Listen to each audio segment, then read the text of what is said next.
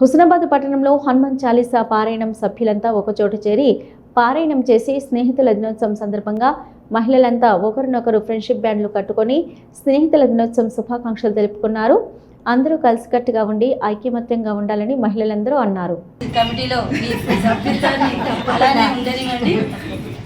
అదేవిధంగా ఇప్పుడు మన సనాతన ధర్మం అనే ఒక ప్రస్తావన వస్తుంది కాబట్టి ప్రతి సందర్భంలో కూడా మన ధర్మాన్ని మనం కాపాడుకుందాం, హిందుత్వాన్ని ప్రోత్సహిద్దాం.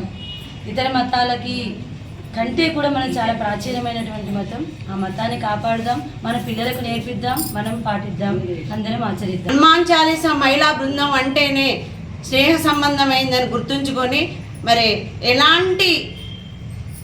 ఏంటంటే ఇప్పుడు రామునికి నమ్మినవంటే ఎలా ఉంటుందో మరి ఈ చాలీసాలో కూడా ప్రతి ఒక్కరు అలాగే ఉండాలని, దానికి అందరు తోడ్పడాలని ప్రతి వారిని కోరుకుంటూ దీనికి వెనకాల పోయి ఏదో చేసి నమ్మక ద్రోహం అనేది మన దానిలో ఉండొద్దు అని ప్రతి ఒక్క సభ్యురాల్ని ప్రతి ఒక్క భక్తురాల్ని ప్రార్థిస్తూ అందుకు ఈ హనుమాన్ చాలీసా బృందాన్ని ఇంకా ఇంకా ఇంకా ముందుకు తీసుకుపోవాలని ఇప్పటికి మనం స్టార్ట్ చేసిన సంవత్సరానికి ఎంతో పేరు వచ్చింది.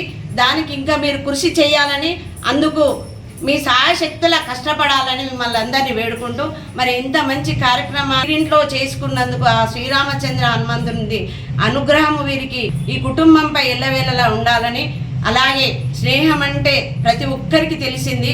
తల్లిదండ్రి కన్నా, భార్య భర్తల కన్నా, పిల్లల కన్నా, అందరికన్నా ఒక స్నేహితుడు ఉంటాడు.